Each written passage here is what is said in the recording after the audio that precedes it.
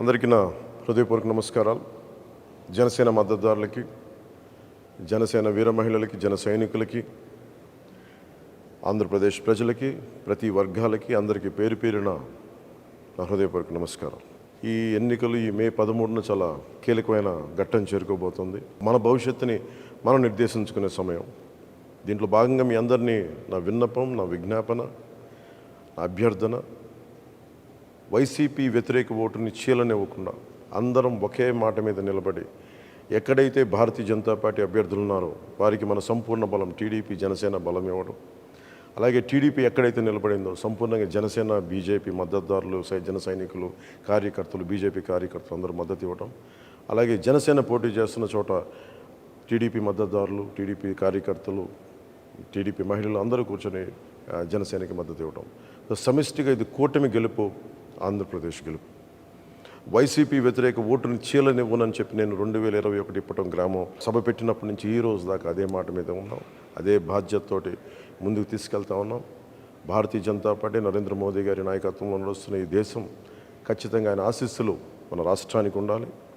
ఆ దిశగానే వారిని చాలా వ్యయ ప్రయాసాలతోటి మనం ఒప్పించి ఈ రోజున మనం ఈ పొత్తులోకి భారతీయ జనతా పార్టీ నాయకులు అంగీకారం తెలిపారు. నాకు చాలా చిన్న వయసులో నేను చదువుకున్నది ఎంజీఆర్ గారి మాటలు గుర్తున్నాయి. ఒక రాష్ట్ర ప్రభుత్వం సమర్థవంతంగా పనిచేయాలంటే కేంద్ర ప్రభుత్వం ఆశీస్సులు అవసరమని. ఆ వాక్యం నా మీద చాలా బలమైన ప్రభావం చూపించింది. ఎందుకంటే మన కేంద్ర ప్రభుత్వం లేకుండా ఈ ఫెడరల్ స్ట్రక్చర్లో కేంద్ర ప్రభుత్వం సహాయ సహకారాలు లేకుండా ముందుకు నడవటం చాలా చాలా కష్టం. వీటన్నింటిని దృష్టిలో పెట్టుకొని ముఖ్యంగా 6 అంశాల మీద మనం ముందుకు వెళ్తున్నాం. విద్య, వైద్యం, ఉపాధి, సాగునీరు, తాగునీరు, లా అండ్ ఆర్డర్. విద్యకు సంబంధించి ప్రభుత్వం ఫీజు రీయింబర్స్మెంట్స్ చేయలేదు. ఎయిడెడ్ స్కూల్స్ మూసేశారు. సరైన నాణ్యతతో కూడిన విద్యా విధానం లేదు. అలాగే సంక్షేమ పథకాలు, అమ్మఒడి లాంటిది కూడా ఎంతమంది బిడ్డలు ఉంటే అంతమందికి ఇస్తామని చెప్పి ఇవ్వలేదు. ఒకరికి ఇచ్చి మరి అందరికి ఇచ్చిన భ్రమ కల్పించారు. అలాగే ఎయిడెడ్ స్కూల్స్ దాదాపు 7,000 పైచీలకు ఎయిడెడ్ స్కూల్స్ మూసేశారు. వాటిని కూడా ప్రైవేటైజ్ చేసే ప్రయత్నాలు జరిగినాయి. కొన్ని చోట్ల అడ్డుకున్నా, కొన్ని చోట్ల కుదరలేదు, కొన్ని చోట్ల ప్రైవేట్ పరం అయిపోయినాయి. అది విద్యపరంగా ఎవరికి కూడా సరైన ఫీజు రీయింబర్స్మెంట్లు జరగలేదు. ఎన్టీఆర్ హెల్త్ యూనివర్సిటీని పేర్లు మార్చేశారు. ఆంధ్ర యూనివర్సిటీని వైసీపీ కార్యాలయంగా చేశారు. విశ్వవిద్యాలయాల్లో కూడా వైసీపీ ప్రభుత్వం తాలూకు పోకడ, దాని జోక్యం నిజంగా విశ్వవిద్యాలయాల తాలూకు ఔన్నత్యాన్ని, ఉన్నతిని మంటగలిపింది. ఇవన్నీ మార్చుకోవడం, భవిష్యత్తులో నాణ్యమైన విద్య, విశ్వవిద్యాలయాల తాలూకు దాని తాలూకు సమగ్రత కాపాడుకునేలాగా ఉంటాము. అలాగే మనకి వైద్యానికి సంబంధించి మనం ప్రతి కుటుంబానికి 25 లక్షల రూపాయలు మనం హెల్త్ ఇన్సూరెన్స్ ఇస్తూ ఉన్నాం కూటమి ప్రభుత్వం తరపు నుంచి. అలాగే primary health care, secondary health care, tertiary health care అన్ని గవర్నమెంట్ హాస్పిటల్స్ని చాలా బలోపేతం చేస్తాం. అది కూటమి ప్రభుత్వం తీసుకున్న నిర్ణయం.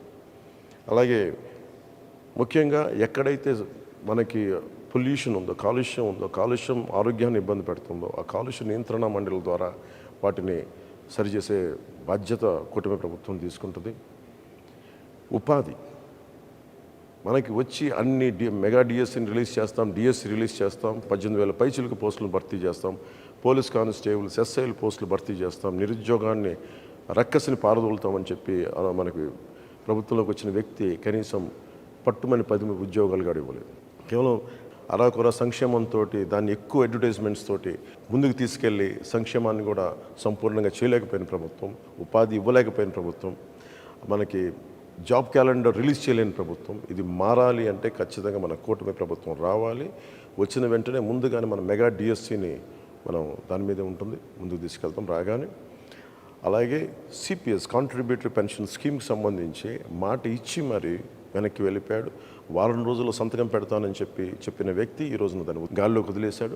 స్కూల్స్లో పాఠాలు చెప్పి టీచర్లను తీసుకెళ్ళి మనకి యారెక్ షాపుల దగ్గర, సారాయి షాపుల దగ్గర క్యూల్లో సరిచేసే బాధ్యతలు అప్పచెప్పాడు. ఇది వారిని మన గురు బ్రహ్మ, గురు విష్ణు, గురు దేవ మహేశ్వర అని చెప్పి మనం గురువుని ప్రార్థించుకునే పరిస్థితుల్లో తీసుకొచ్చి మద్యం షాపుల దగ్గర పనిచేసే విధంగా ఈ ప్రభుత్వం గురువులను అవమానం చేసింది. ఉద్యోగులకి సిపిఎస్ ఇవ్వలేదు. వీటన్నిటిని దృష్టిలో పెట్టుకొని నేను గురువులకి గౌరవం ఇచ్చేలాగా, వారికి వేతనం సకాలంలో అందేలాగా, అలాగే సిపిఎస్, నేను ఉమ్మడి ఆంధ్రప్రదేశ్ మాజీ ప్రభుత్వ ఉద్యోగ కొడుగ్గా నాకు కష్ట నష్టాలు తెలుసు. ఈ రోజుకి మా అమ్మకి మా నాన్నగారి పెన్షన్ అందుతూ ఉంటుంది. దానికి తాలూకా కష్టం తెలుసు నాకు. అలాంటిది కంట్రిబ్యూటరీ పెన్షన్ స్కీమ్ పదవి విరమణ చేసిన ఉద్యోగులందరికీ కూడా సంవత్సరం లోపు నేను మీకు మాటిస్తున్నాను. సంవత్సరం లోపు దీనికి పరిష్కారాన్ని కనుక్కొని మీ పదవీ విరమణ మీకు భయపెట్టేది కాదు, మీకు భరోసా ఇచ్చేదిలాగా ఉంటుందని చెప్పి మనస్ఫూర్తిగా నేను మీకు పదవి విరమణ చేయబోతున్న ఉద్యోగులందరికీ నేను తెలియజేసుకుంటా ఉన్నాను. నేను మీకు మాటిస్తున్నాను, సంవత్సరం లోపు దానికి పరిష్కార మార్గాన్ని కనుక్కొని మేము పారిపోం. నేను మీకు మాటిస్తున్నాను, నేను నిలబడతాను. అలాగే సాగునీరు, మనకి ఇన్ని ప్రాజెక్టులు ఉన్నాయి. ఈరోజు మెగా ప్రాజెక్టు 2004 నుంచి ప్రత్యేకించి జల యజ్ఞం మన పదం అని కానీ జల దోపిడీ అయిపోయింది. ఎక్కడైతే సాగునీటి ప్రాజెక్టులు ఉన్నాయో ఉన్న ప్రాజెక్టులని సరిగ్గా మెయింటెనెన్స్ చేయకుండా, కాలువలు పొడికలు తీయకుండా, డ్రైనేజీలు సరిగ్గా తీయకుండా, డ్రైనేజీలను అలాగే లాకులు ఇటువంటి కనీసం మినిమం మెయింటెనెన్స్ కూడా చేయకుండా చాలా వేలాది లక్షలాది ఎకరాల ఆయకట్టు సరైన నీటి సౌకర్యం లేక, చివరి ఆనకట్టుకు చివరున్న పొలాలకి సరైన నీటి సౌకర్యం లేక నలిగిపోతున్నారు ప్రజానీకం. గిట్టుబాటు ధర లేదు, మద్దతు ధర లేదు, ధరల స్థిరీకరణ నిధిని సంపూర్ణంగా అది తీసుకెళ్ళలేదు. అందుకని నేను కౌలు రైతులకి సొంత డబ్బుని ఇచ్చిన వాడిని, కౌలు రైతాంగానికి, రైతులకి, అన్నం ముద్ద పెట్టే రైతులందరికీ నేను మీకు మనస్ఫూర్తిగా మాటిస్తున్నా. మీ క్షేమం కోసం, మీ సంక్షేమం కోసం కూటమి ప్రభుత్వం అండగా ఉంటుంది.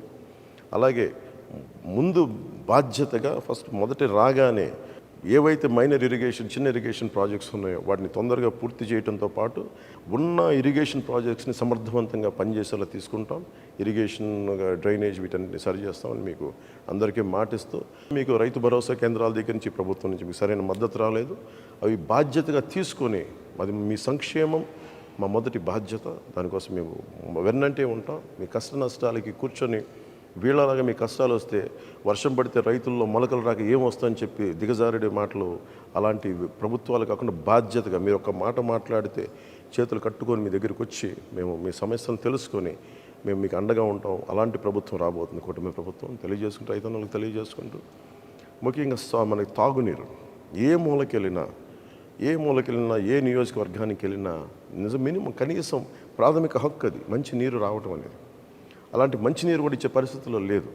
కేంద్ర ప్రభుత్వం జల్ జీవన్ మిషన్ అనే ప్రధానమంత్రి గారి ఆధ్వర్యంలో ప్రధానమంత్రి జల్ జీవన్ మిషన్కి నిధులు వచ్చినా కానీ ఈ ప్రభుత్వం దాన్ని ముందుకు తీసుకెళ్ళలేదు. మేము మీకు మాటిస్తున్నాం, అహిర్నిశలు మేమందరం బాధ్యత మరి తీసుకొని మనకి కనీస రక్షిత మంచినీరు ప్రతి ఇంటింటికి అందేలాగా మేమందరం బాధ్యత తీసుకుంటాం అని మీకు తెలియజేసుకుంటాం ప్రతి ఒక్కరికి. అలాగే మధ్యతరగతి కుటుంబాలకి, మీరు కష్టాలు నలిగిపోతూ ఉన్నారు, ఎక్కువ మీరు కూర్చోబెట్టి అందరూ మీరు నలిగిపోతారు, ట్యాక్సులు కడతారు, మీరు సంక్షేమ పథకాలు ఉండవు. మీకు కనీసం మీకు ఇవ్వగలిగింది భరోసాతో కూడిన ప్రభుత్వం ఇవ్వాలి, లేదంటే మీకు ధరలు తగ్గించే ప్రభుత్వాలు ఉండాలి. అందుకనే కూటమి పెట్టుకుంది ముఖ్యంగా 3 సిలిండర్లు మహిళలకి ఉచితంగా ఇవ్వాలని, బస్సు ప్రయాణం ఉచితంగా ఉండాలని, ఇలాంటి సంక్షేమ పథకాలతో ముందుకు వస్తున్నాం. ముఖ్యంగా నిరుద్యోగులకి ప్రతి నెల మనకి ఉద్యోగం లేనప్పుడు నిరుద్యోగ భృతి, వీటన్ని ముందుకు తీసుకెళ్తాం. ఎన్నోసార్లు జనవాణి కార్యక్రమంలో నేను ఒకటి నిర్ణయించుకున్నాను, చాలా వేదనతోటి, చాలా ఆవేదనతోటి, అందరికంటే వెనకబడిన వాసులు మేము, మమ్మల్ని సమాజం గుర్తించదు, మా కష్టాలను గుర్తించదు అని చెప్పి దివ్యాంగులు నాతో పెట్టుకున్న గోడు నన్ను ఎప్పుడు కదిలించేసేది. దాంట్లో భాగంగానే మనకి తెలుగుదేశం, జనసేన ఉమ్మడి మన మేనిఫెస్టో కమిటీ కూర్చొని ప్రత్యేకించి దీని మీద దృష్టి సారించి ప్రతి దివ్యాంగులకి 6,000 రూపాయలు నెలకి ఇంటికి వచ్చి అందజేసేలాగా, అలాగే ఎక్కడైతే సంపూర్ణంగా దివ్యాంగులు మొత్తం శరీరం అంతా చచ్చుబడిపోయిందో వారికి నెలకి 15,000 రూపాయలు అందజేసేలాగా, అలాగే తలసీమియా లాంటి వ్యాధిగ్రస్తులకి నెలకి 10,000 రూపాయలు వచ్చి అందజేసేలాగా ఈ బాధ్యత కూటమి ప్రభుత్వం తీసుకుంటుంది. ఈరోజు మేము పెట్టుకున్న సంక్షేమ కార్యక్రమాలు అన్నీ కూడా నిరుద్యోగులకు కానీ, రైతాంగానికి కానీ, మీరు మేనిఫెస్టో చూస్తే అన్ని సంక్షేమ కార్యక్రమాలు కూడా మేము చాలా బాధ్యతగా తీసుకొని చేస్తాం. చాలా బలమైన బరువు, చాలా బలమైన బాధ్యత. ఎందుకంటే మనసుంటే మార్గం ఉంటుంది. వైఎస్ జగన్కి ఇసుక మీద 41,000 కోట్లు, మద్యం మీద 40,000 కోట్లు వాళ్ళు అడ్డగోలుగా దోచేసుకున్నారు. మన ఆరోగ్యాల్ని హాని చేసి, అసలు ఫిల్టర్ చేయని లిక్కర్ని ప్రజలకు అమ్మేసి, నరాలు దెబ్బతినేంత మందు నమ్మి ఈ రోజున ఒక చిన్న భిన్నం చేశారు వ్యవస్థని. మద్యపాన నిషేధం అని చెప్పిన ప్రభుత్వం మద్యపానాన్ని అమ్మటం. సో అందుకని వీళ్ళందరికీ మేము కోరుకుంటుంది, ఇది ఎంకరేజ్ చేయటం కాదు, కాకపోతే మీకు కల్తీ లేని ఒక మద్యాన్ని కనీసం అందించడం, కనీసం మీ ప్రాణరక్షణకి వయసెస్ని వ్యసనాలని ఎవరు ఎంకరేజ్ చేయం. కానీ మనకు 6 రాష్ట్రాలు మన చుట్టుపక్కల, మన ఆంధ్రప్రదేశ్ రాష్ట్రానికి 6 రాష్ట్రాలు మనకి చుట్టుపక్కల సరిహద్దులు ఉన్నాయి. సో మనకి సంపూర్ణ మద్యపాన నిషేధం అది చేయడం చాలా కష్టసాధ్యం. కానీ అంచెలంచెలుగా ఆడపడుచులు, మహిళలు కోరుకున్న చోట, ఒక గ్రామం కోరుకున్న చోట, ఒక ప్రాంతం కోరుకున్న చోట అక్కడ మద్యం షాపులు కానీ లేదంటే యారక్ షాప్స్ కానీ అవి లేకుండా చూసుకునే బాధ్యత ప్రజలు, మెజారిటీ శాతం ప్రజలు కోరుకుంటే అక్కడ మద్యాన్ని సంపూర్ణంగా నిషేధించే బాధ్యత కూటమి ప్రభుత్వం తీసుకుంటుంది. అలాగే ముఖ్యంగా లా అండ్ ఆర్డర్, ఈ లా అండ్ ఆర్డర్ సమస్యను అంటే మేము బేసిక్గా జనసేన, టీడీపీ మేమందరం నమ్మేది భారతీయ జనతా పార్టీ వ్యవస్థల్ని బలోపేతం చేయడం, వ్యవస్థలను బలహీనపరచడం కాదు. కూర్చోబెట్టుకు సినిమా టికెట్లకి మొత్తం మండల రెవెన్యూ ఆఫీసుల దగ్గర నుంచి చీఫ్ సెక్రటరీ దాకా, మా చీఫ్ సెక్రటరీ టు చిన్నపాటి ఎంఆర్ఓల దాకా పనిచేస్తూ ఉన్నారు. అదే రైతుకి కష్టం వస్తే ఒకళ్ళు కూడా స్పందించే పరిస్థితులు లేదు. వ్యవస్థల్ని బలోపేతం చేస్తాం.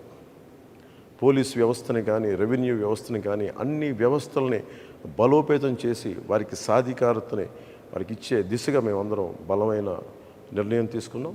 అది మనకి ప్రజాస్వామ్యాన్ని పరిరక్షిస్తాం. లా అండ్ ఆర్డర్ చాలా చాలా చాలా బలంగా ఉంటుంది. లా అండ్ ఆర్డర్ బలంగా ఉన్న చోట అన్ని పథకాలు బాగుంటాయి. లా అండ్ ఆర్డర్ బలంగా ఉన్న చోట పెట్టుబడులు వస్తాయి, పరిశ్రమలు వస్తాయి, పరిశ్రమలు వచ్చిన చోట ఉపాధి అవకాశాలు ఉంటాయి. వీటన్నిటిని దృష్టిలో పెట్టుకొని మీ అందరికీ పేరున ప్రతి ఒక్కరికి 2 చేతులెత్తి అభ్యర్థిస్తున్నాను, ఆర్థిస్తున్నాను. వైసీపీ వ్యతిరేక ఓటు చీలకుండా భారతీయ జనతా పార్టీ పోటీ చేస్తున్న చోట, తెలుగుదేశం పోటీ చేస్తున్న చోట మీరు సంపూర్ణంగా జన సైనికులు, జనసేన వీర మహిళలు, జనసేన మద్దతుదారులు. ఎట్టి పరిస్థితుల్లో వైసీపీ నాయకులు రకరకాల మాటలు మాట్లాడుతూ ఉంటారు. మేము గెలిచి మేము జనసేనలోకి వెళ్ళిపోతాం, ఇలాంటి అబద్ధాలను మీరు నమ్మకుండా సంపూర్ణంగా కూటమి అభ్యర్థులకే జనసేన ఓటు సంపూర్ణంగా వారికి మీరు వేయాలని మనస్ఫూర్తిగా కోరుకుంటూ, అలాగే టీడీపీ మద్దతుదారులకి, టీడీపీ నాయకులకి, టీడీపీ కార్యకర్తలకి, భారతీయ జనతా పార్టీ కార్యకర్తలకి, భారతీయ జనతా పార్టీ మద్దతుదారులకి మనందరం ఈసారి మనస్ఫూర్తిగా అందరం ఒకసారి కలిసి ఒకటే చోట, ఒకటే అడుగుతోటి, ఒకటే భావంతో ఆంధ్రప్రదేశ్ని సంరక్షించుకుందాం. నరేంద్ర మోదీ గారి నాయకత్వంలో వికసిత్ భారత్లో అంతర్భాగం వికసిత్ ఆంధ్రప్రదేశ్ కూడా మనందరం కలిసికట్టుగా మనం ముందుకేసి ఓటేసి కూటమిని గెలిపించుకోవాలి. కూటమిని గెలిపించుకోవడం మన బాధ్యత. ఇది మన భవిష్యత్తుకి చాలా భరోసా ఇచ్చే ప్రభుత్వం. ఇది మీ అందరికీ తెలియజేసుకుంటూ, ప్రతి ఒక్కరికి పేరున ధన్యవాదాలు తెలియజేసుకుంటూ సెలవు తీసుకున్నాను. జై జనసేన, జై టీడీపీ, జై బీజేపీ, జై హింద్.